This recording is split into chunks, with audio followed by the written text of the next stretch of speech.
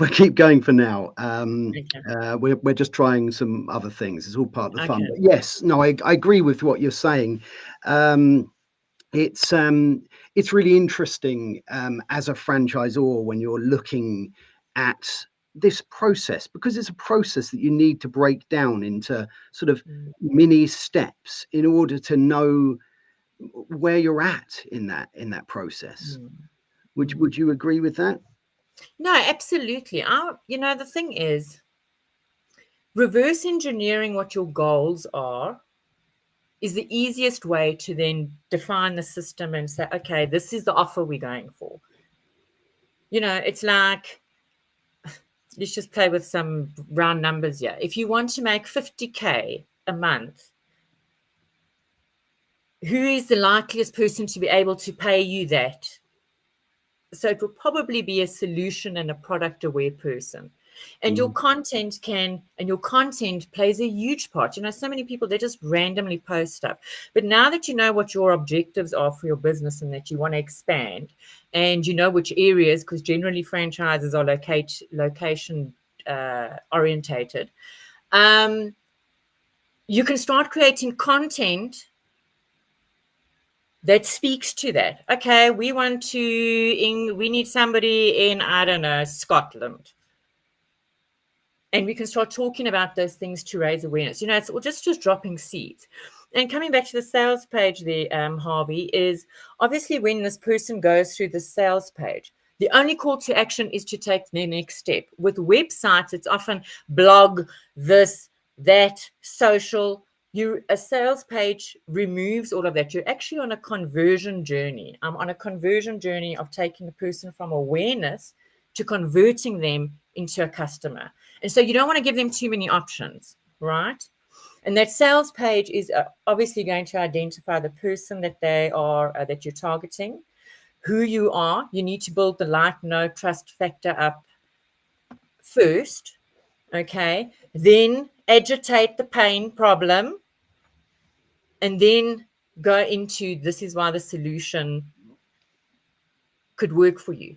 The other thing is any investor who's going to go and buy a franchise or invest in a franchise, they want to know what their ROI is going to be. So what I would do is go through the sales page and answer all objections, which would come in the form of frequently asked questions, right? Towards the end of a sales page. Then it would be check out our case study or ROI, or how soon you can, how quickly you can get an ROI on your return. In order to access that presentation, they need to give you an email address, because email is also traffic that you own. Your email list is traffic that you actually own. And so you want to get them in gently. And then you can go, okay, right, next step, presentation. And in that presentation, you could give them, obviously, testimonials, proof of concept, all your success stories, testimonials around the brand, community, all of those other things that people generally buy into franchising for. And then send them to an application form. And you could also, in that video, say, it's going to cost this. Give them everything so that by the time you get to the application form, they know. You don't have to then go into financial inquiries and are we this and are we that? And then with your content strategy, create content that supports people coming into your process. Because what we'll do is, okay, I don't know these guys. Let me quickly go and Google them. What are they going to find? Yeah, That absolutely. is It's the so first thing we do. important. I mean, CVs are even out. It's like Google Mm. them, social media, you'll know exactly who you're in for. And people want to associate, invest in brands that they feel aligned to, that they feel that they've got community, that there's progression and growth that is going to deal with tech and all of these things that are coming at us at a million, where everybody's businesses need to be able to pivot quite quickly. And so it's a slow process, but if you've got an email and they don't bomb and they don't go for the application form, you have an opportunity to follow up with that person and say, hey, you do it. You saw the case study. You could even send them another case study, to support your message. schedule a call. I mean, so we want people to come in and like buy the first time round, but it doesn't work that way. And sometimes more, and your product aware people will, and their sales proposal offer is going to be take action now, And so I think that's the thing with sales funnels. You have to know who you're talking to, so your messaging is clear and your offer supports that messaging. And then you have to be able to send traffic to the sales funnel so that sales funnel can actually convert into something. And then you can measure it. Because the nice thing with the sales funnels is you can measure, out of the 10 people who saw this ad, 9 people clicked on yes.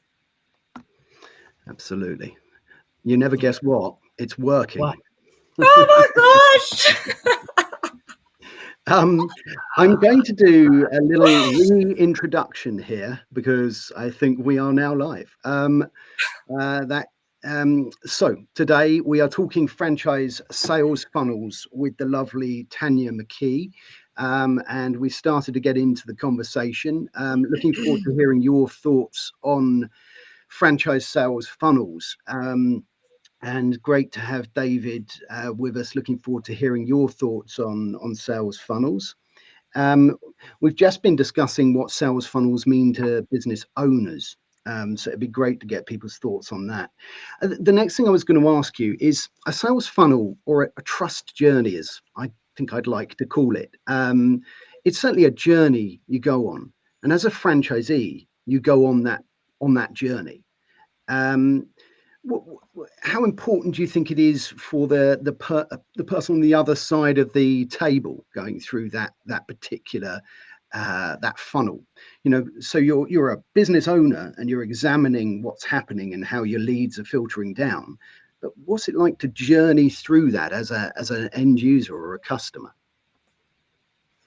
Good question, Harvey. The thing is, the more you know about your audience, the more you know how to talk to them. And I think, somehow when we become business owners, we put expectations on ourselves that we should know everything. I don't know where that comes from. I'm a business owner. Yes, now I know everything. Or we think we should know everything. And, when on my franchise journey, I was really good at the delivery. And what I took for granted is that I didn't know enough about marketing and money. And interesting enough, those are the two subjects they never taught us about at school. But really, for me, marketing, you're an expert in what you do and you're delivering and you're working this machine, whatever it is, right? But there's another identity you have to take on in terms of marketing your business, because you actually have to start speaking a different language. And if you don't have that experience or that education and different messaging, it's very often you'll find when people are struggling with marketing, they get highly triggered and they're like, oh, that's too salesy. No, that's too salesy. I don't want to do it. And actually, it's just because we don't know the skill set and we haven't had enough practice. And what I love about sales funnels, when I had my business, I was great at delivery, but I really, even though I was in recruitment, I really struggled to hire salespeople. And that was my thing. So a sales funnel, on the other hand, is you can craft the perfect sales message. I'm going to challenge you on trust, because trust is falling in, at that top bit. When you talk to the person, you got to build rapport quickly and trust. But it is a conversion journey. You're saying, hey, come in and I want you to come and take the next step. And so you have to think about how is the person on the other end going to experience it? So what do they need to hear? Okay, I'm going to get, what is this copy or what does that offer need to include? Yeah, I've got a brilliant business framework system, what have you, but we're going to give you financial training. We're going to give you marketing training. We're going to give you marketing assistance, because often entrepreneurs, many fall into it just by mistake. Most of them are not marketers. They didn't study sales and marketing. And so that's the thing, is you have to anticipate what is the person on the other end What do they need to hear? What gives them security to say, yes, oh, you know what, yes, I don't have that. And I've got support and I've got communication, I've got training, and I'm going to learn about things that I have no idea about. And there's systems that support that. And so that's the thing. You can't think about my features and benefits of why my franchise is amazing. You've got to think of like, oh, how does that person on the other end need to hear it to say yes? Absolutely.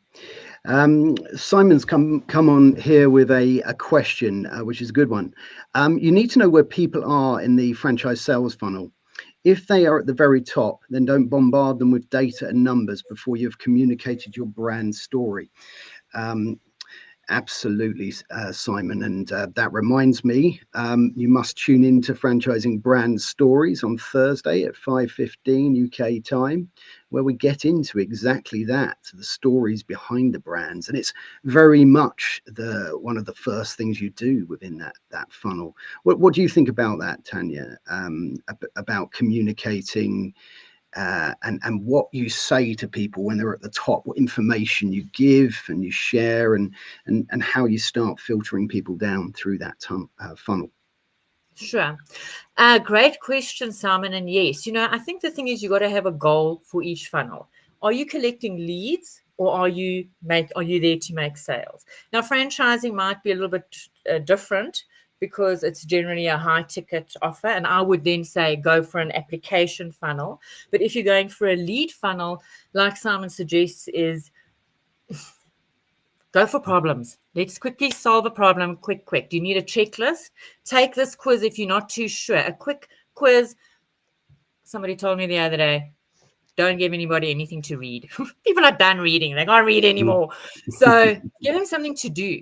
And for a franchise, I would say either give them a check for a franchisor. I would say either give a checklist around assessing their suitability around franchising and whether that's an option for them, or a quiz. What kind of entrepreneur are you? And depending on where their answers go, you can filter them and put them in different stages of Yes, yeah. the fun. I think what's very important is to get to know one another at that outset, to have a conversation. I think you're right. People don't necessarily want to read things at that beginning part. They want to understand what business opportunity is in front of them if you're a potential franchisee. And as a potential franchisor, you want to know what type of business partner you might have in front of you at this stage. It's really about communication and about alignment at the beginning stages. When you're at the top of that funnel, you're just trying to see who's going to drop down to that second sort of tier there. How do you suggest that you break down your sales process so that you can start looking at where people are in it? Is there a good way that applies across many businesses, or would you say it's more individual? No, I think it's standard practice that everybody wants to get more leads, of the right qualified leads, into your funnel, whether it's for a lead just to get leads. And just to add on to the leads, obviously when you get those contact details from people taking those leads, you want to be able to put them into an email funnel or a workflow of some sort that continues the conversation and educates them and continues to build the know, trust, and like factor before you then propose your offer, right? I like what you just said there. Sorry to interrupt, but know, trust, and like. I think that's a very, and I want to stop you actually at that point, because I think that's a really interesting thing that you've said there. Know, trust, and like. I think if you're to do business with somebody, and when we're talking about long-term high ticket price items, and we're talking here about franchising, you do need to know, trust, and like your potential business partner.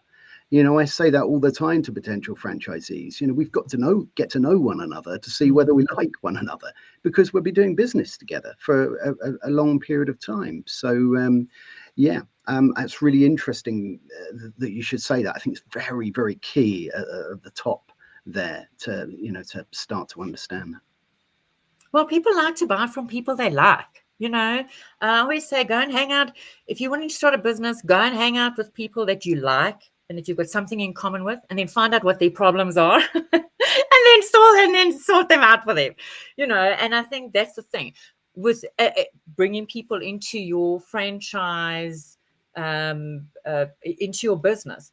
The thing is, it is long term, and you joked around earlier is that we're this, franchise family. You do become family. I mean, it is you're marrying a business. Nobody buys a franchise with the intent to say, okay, I'll see how it works, and I'll try it after a couple of years and then see how it goes. And so that is why it's so important.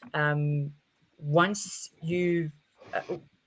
you start looking at how you're going to bring people into your ecosystem, that you publish content that promotes the like, know, trust. And obviously the like, know is around values and showing up on lives. I think lives are fantastic because it gets people a firsthand, experience of who you are. And if they want to go back and research you some more, what are they going to find online? Creates 5 strategic long-form blogs, right? At the end of it, come and check out our franchise opportunity or whatever it is. Come and download our checklist, And so you let your content bridge and support you in terms of building that that like, no, trust factor, so that by the time you have the conversation at the end of the application form, there's already nobody has to sell anybody anything. That's the thing. Yeah, the sales funnel does the selling. You want to connect and make sure, there's good synergy. Let's get this person on board and let's get some ROI going. I think it's really interesting that you speak there about LinkedIn Lives as an example, because it's absolutely true that doing a LinkedIn Live, people get to know you. People have got to know me. I can't do hundreds of these things and not be who I am. So by doing a LinkedIn Live or doing a podcast or a video, you're starting to convey who you are. I mean, Kevin here, he does videos, which is a great way of putting that across. We're doing this franchising brand stories, and that is, again, a way in which if you're at the top of that funnel and you're looking at trying to understand a little bit more about the brand, a little bit beyond what you can see in a brochure, beyond those numbers that you're told about. But you really want to understand, especially when you hear that story from the founder, you can really get a feel for that business. Let's have a look. We've got a few good comments coming in, so let's have a look at what Simon's put. Interestingly, the CEO's view of where people are in the sales funnel will sometimes be different to that of the franchise development manager. Absolutely. How do you manage expectations? That's a good question. I think that it's sometimes the way, if you are the CEO or the owner of a company, you can just say, I just want the sale. And sometimes when you're at the top of a company, you don't realize the intricate steps involved in that trust journey. What's your view of the difference between that expectations of where you are in a sales funnel internally in a company? That's an interesting question. If I'm just thinking, mostly I'm working with CEOs and directors. And I think the thing is, there has to be synergy and everybody has to be on the same page. The CEO has to support the plan that the franchise development manager, it just isn't going to work. And so I think maybe as a franchise development manager, what they could do is understand the CEO's objectives and the business objectives, and let's say, okay, let's reverse engineer that into a plan. because then we can actually see, we can tick things off. Yes, we've done that, done that, done that. Is it the systems? Is it the people? Is it how many calls? What is it? And so that is the best way. In my experience, when there's a misalignment around expectations, and you have to get together and get on the same page, because I it's think a big so. It's investment and communication, everybody's isn't speaking the it? same language. Mm. Ultimately, you want to have a funnel that is so well crafted that when you're on a podcast or you're chatting to anybody at a networking event or whatever the case might be, all you need to do is give your business card or give them the link, and that is doing that. You're not doing any of the selling up front. Fortunately, with funnels, you can measure. Every click is measurable. So I would say to the dev manager, you're able to measure your plan with a sales funnel that has the right copy and the right clicks in it, because then you can measure, okay, people don't want that, stop doing that, and let's test that. And I think that's the thing, you've got to be willing to test a funnel in stages, little bit by little bit, because you don't actually really know where it is that people are either falling off or That's a really interesting point, saying about testing the funnel. And I think certainly in my experience, you're absolutely right. You can go into a business and you can say, well, look, I think these are going to be the steps that someone might need to take in order to be able to get to know, trust, and like a business and make that kind of decision. But really, you have to do it to see whether that's right. We've got a few other comments here. Let's have a little look at what Michael's put here. People buy from people, just as you said, absolutely right. And the know, like, trust comment is massive, in my opinion. I completely agree. Thanks for being here, Michael, and fantastic to have you here. And so do I. I completely agree as well. We've got a few comments coming up from David Sweeney of Dodo Brands, huge pizza company there. So let's have a look. This is going to come off the screen, this one. Look, you can hide behind it. What I'm going to do is I'm going to read it off the side here, because otherwise you won't be able to see us. David's put, a lot depends on how the funnel was built. For example, we can get several hundred leads a month through the internet. We then need to sort them out like a triage system. There's always a debate about how many barriers the application form has. The fewer barriers, the more inquiries, but the lower the quality. However, having a lot of barriers, the quantity falls, but the quality theoretically increases. For example, if you put a financial threshold, a lot of international development, where we are more proactive, the process is different. And we have made the approaches different as we are courting the prospect. Yeah, I think what's really interesting about that, summarizing that fantastic comment, David, is you can either have lots of barriers at the beginning, which is attempting to narrow down your search, or you can have very few, and you've got a much wider search. I think it's a really, really good point.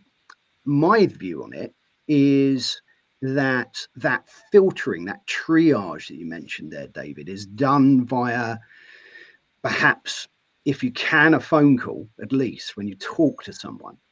And you could have some forms or various things that might help you. What's your take on that, Tanya? Do you think you should filter down by putting some barriers that try and triage these leads, or do you think you should talk to everybody? Well, it depends on what your time is worth. And, for me, I would rather have less quality leads than lots of leads that I have to go and sift through. And that all comes down to, I think, the hooks and the copy you're using when you're engaging with that audience. If you're just, let's say you've got the franchisee's guide to, or the franchisor's guide to building a franchise, whatever it may be. You need to in your copy say, this is for, and list the qualities, and this is not for, because it kind of just helps people filter themselves out. Yes, I think you're right.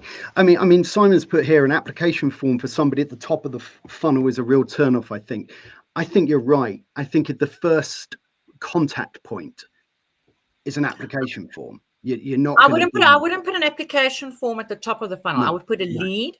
I'd put a lead magnet or a checklist if you want to collect an email. Mm, Quiz, fantastic. Quizzes are great. People like do it. It's 5 seconds. You answer yeah. 6 questions, and Mm. you can direct it. Yeah, top of the. Here's a product aware person. Here is a solution aware person, and here is a problem aware. Like they've still got to do a whole lot of research, I and think then so. I think you're right about it being a quiz rather than something that's very formal and gets into a lot of detail. I think three good things at the top of the funnel, like you say, a quiz, something of that nature, where you're informal and just getting to know someone with a few answers. low Um, risk, vi- no low risk. So yeah. they're going to get my email. I can always unsubscribe. You don't want to have people Mm, feeling, mm, mm, yeah, mm. I've got to give all my information out. I think so. I think the other thing is video content is really good at that point, but Mm, even better than that, invite them to it. I can't, LinkedIn Live is so good in terms of getting to know people and letting them mm, just have a soft introduction to who you are.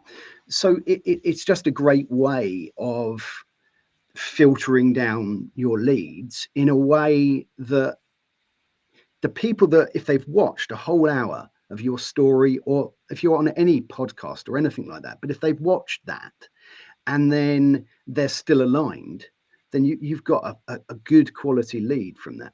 Let's have a little look at a couple more comments here. So David's got a question. Um, okay, so in the USA they use an FDD. Do you think this is something that we should have in other markets? This is a really interesting one. This is obviously very much a US based item. The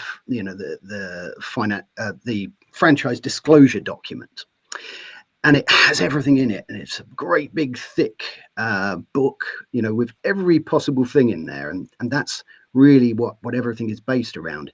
In the UK, we don't have that, so we can be a bit more creative, perhaps, but sometimes maybe things are missed out. What's your take on the FDD and whether that's a good or a bad thing? Have had experience in those documents over your time? no, I haven't. So I can't speak on that really. No, Um, well, I think it's that they're good and they're bad. And I think in a US market, they come in at the right point, and they're giving you lots and lots of information.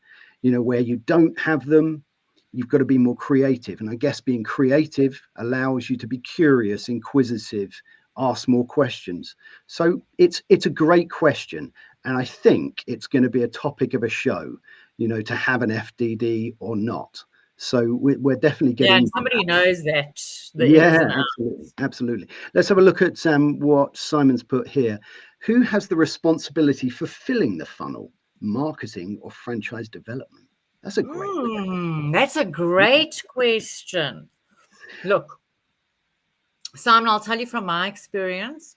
Um, when I had my franchise, it was an international franchise. All our funnels were handled by our head, our franchise. Sorry, I'm forgetting the right terminology. By the franchise holder in the UK, and so South Africa had their own .co.za landing page. All the same, just landing page directed to our South African office.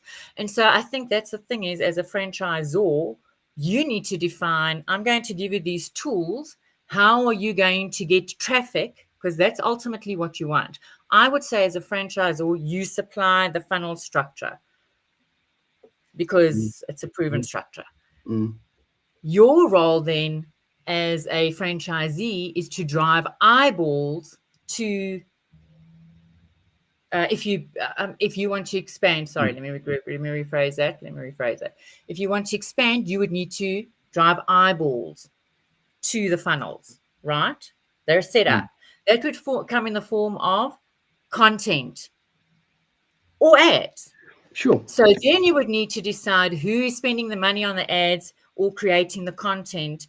And that's where the marketing assistance comes in. Because as a franchisee, and if I was getting a little bit tongue-tied there, as a franchisee, you need to, if you're not equipped with the skill set to do marketing and funnels and all of this, where does Yes, I think you're that right. I think in responsibility lie? some businesses where there's an ongoing sale for a franchise, if the franchisee has also got to have a sales funnel for themselves, you're absolutely right. I think this is a really interesting question. Mm, My take on it is it's a bit of a mix between the two. Marketing is bringing people to the top, and possibly a little bit in. If you take something like a LinkedIn Live or a video or a podcast or something like that as your marketing or an advert, it's just getting people, are they aligned? And that brings them a little bit into that funnel. And then I think franchise development, that's where you take over when you're starting to get to know someone and you're walking them through that process, asking those questions. So it's a great question, and it's it's mm, a combination of both of those things. And I think marketing nearer the top, and franchise development as it goes down, but then marketing continues to support that process. yeah.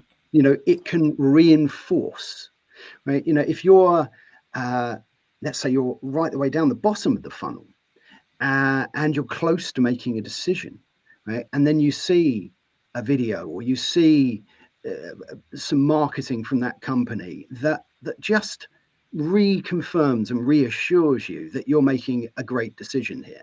It's a really, really intricate combination of those two things, I think. Well, look, the franchisee also has a responsibility to build that business. And so, you know, that's the thing. Often people go into franchising and they're like, oh, but I thought I was buying a business and I was getting leads and I was getting everything. And now I've got to what? Do Mm, marketing. mm, And so mm. that's where it is. It's like as a franchisor, you're giving the framework and the systems and the structure, but you have to have the right people. And if that franchisee is not the right person, then they would probably need to get somebody, a team, because that's the other thing. You if you want to scale and grow, you have to have people. Yeah, absolutely. I'm gonna mention our lovely sponsors actually, SEO Mm, Samba, because this is a really interesting question and relates to what they do.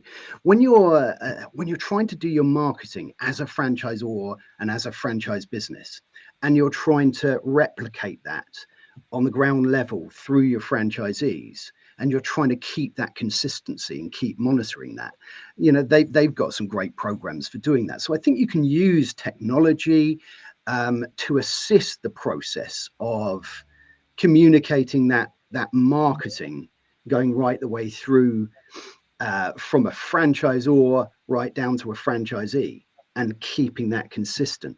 It's a really, really good question. Love that. Thanks, Simon. And we've got another one here from Simon, and he's put, where do you use psychometric testing in the sales funnel? Have you ever had an experience of psychometric testing to sort of analyze the character of a potential customer? I have, and I've been through a process, and we did do that in our franchise evaluation, assessment, application. Um, I would suggest do it when the person is handed in an application form. You could say part of the process is list the steps. We're going to have an application form. We're going to do psychometric assessment. Then you're going to do a presentation. Then you're going to do this and then this and then this and then that. And that is the process. And, um, if you do it too soon without the person's buy-in, then I don't know. Yeah, I think so. I mean, I've had When people are in, you say, you know what, I'm ready, let's go. Mm, Once they've mm, got to that, because then they're going to do everything that's mm, required. And mm. I think it's quite important to understand exactly the person that you're dealing with. So they're quite important. Yes, definitely. I think they are. I think that they can't be necessarily relied on. I think they're part of No, a sure. delicate mix of things that can be put into the funnel, they've certainly got a use. Because to try and find out what sort of character someone is takes a lot of time.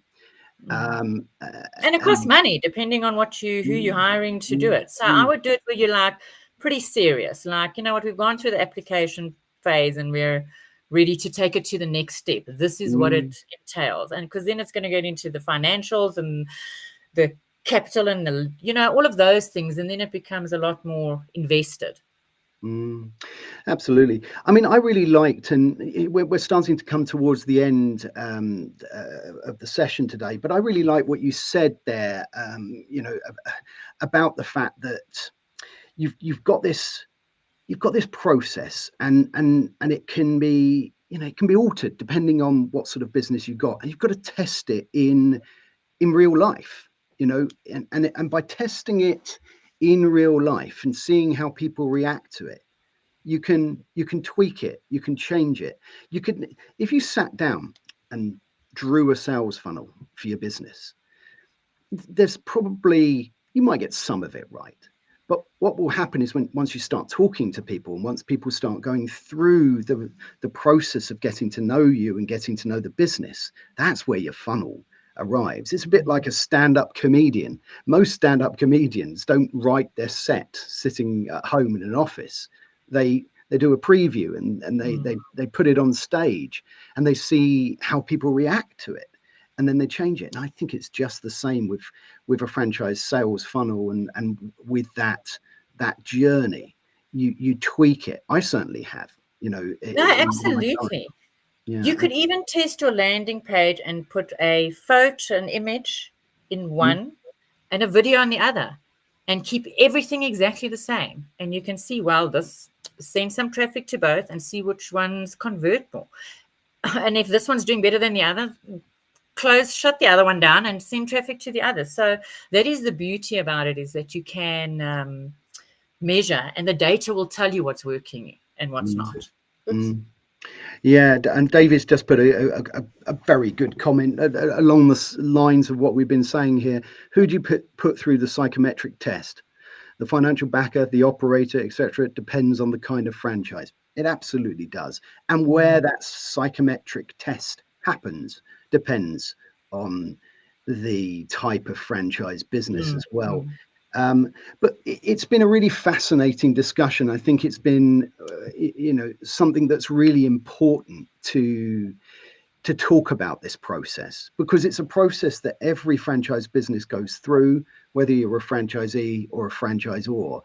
And it's a way, certainly as a business owner, to start to think about that process, rather than most business owners saying we just need sales, those sorts of comments, just convert it, and they don't really understand the intricacies of the fact that you have to go through a process, and the measure of your success is getting people through right the way through that process, but also, midway through the process, there's still an element of success in bringing someone through that. If you just look at it, who drops out the bottom, it's quite a blinkered way of looking at it. If you've got a sales funnel with the right steps, tried and tested, and people are dropping out at the same point each time, what element you need to perhaps review, or you need to put a bit more information into the funnel beforehand, or you can just find out and tweak it until it feels right. Let's have a quick look. As I say, we are drawing to an end, but we're gone a little bit longer because of our hilarious beginning. The process of getting new franchisees, is it a sales funnel or a recruitment funnel? Are they different? This is a really interesting one. You said you had some experience with recruitment. Simon from Franrec, he's an expert recruiter for the franchising. So he really knows about the recruitment funnel and that process. What's your thoughts? Is there a difference between the two of those things? No. Every sales funnel is designed to talk to, whether it's a person looking for a position or a franchisee, who is your audience? Who's your who? If you know who your who is, you just customize the funnel to speak to that audience. One of my favorite coaches is Myron Golden, and he says a sales funnel is helping somebody make a decision they're already looking to make. So if you've got your hook, regardless of which industry you're in, if you can get that target to pay attention, because right now, really in the digital landscape, attention is commodity. And you got to leverage that while you have them. Hey, you, I'm talking to you. Yes, yes, yes. You got to get the yeses going.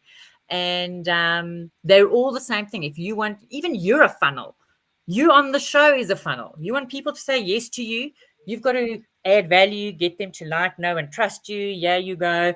And when you're ready to launch your thing, you're going to say, hey, and I'm launching this, click this button. So it's just around thinking about anybody who you need to say yes, take the next step. It's a funnel. I think that's really interesting. Yes, and I think you're absolutely right. There are all sorts of different funnels. Interestingly enough, psychometric testing, I experienced that during a job interview once, I think. So Yeah. I just had to circle lots of different words that I thought were me. It's very interesting, but as I say, I think it's part of a mixture of tools, techniques, and time that a part of that process. We are now drawing to a conclusion, so I wanted to give you a chance, if that's okay, to just explain a little bit about what you do now and the best way to get hold of you, and where then finish up. Oh, thank you, Harvey. Well, I would love to and connect with anybody who's looking to improve their sales and their profits and the quality of their leads. I have a free download. I've got a sales optimization checklist. You can grab it in my LinkedIn profile. It's free. And the thing is, marketing has become such a passion of mine because it's really helped me learn to communicate and understand people and understand my audience. And it's just a muscle you have to build. If you need some guidance on it, there's so many tools and so many teachers online, but don't be a landing page with a button to click. It's actually based on human psychology, on how people do make decisions. There's certain things that need to go off in our brains before we say yes. And so, yeah. Great. No, that sounds good. And the best way to get hold of you is LinkedIn, would you say? Or yes, that would be fantastic. Let's connect on LinkedIn, and I'd love to chat with you. Great. Sounds good. Well, look, thank you so much for today, Tanya. Sorry about the entertaining start, but we will get there. As I say, this is a slightly new way of doing it. I'm not sure if I'm going to continue doing it this way, but there you go. As I say, thank you to you. Thank you to everyone who persevered with us today. Really appreciate you re-finding us when the event ended. Looking forward to you all joining us next week. Next week we have the fantastic Simon Chicken, who is the event director for the franchise exhibition in London, which is happening in a week and a bit's time. So we're going to talk all about franchise trade shows with him. And also join us this week on franchising brand stories as well, where we're going to be talking to Ben Brooks from Agency Express, which will be a fantastic conversation to have. So once again, thank you all for being here. Thank you, Tanya, for your time, and we will see you next week. Take good care, everyone. Bye-bye. Thank you, Harvey.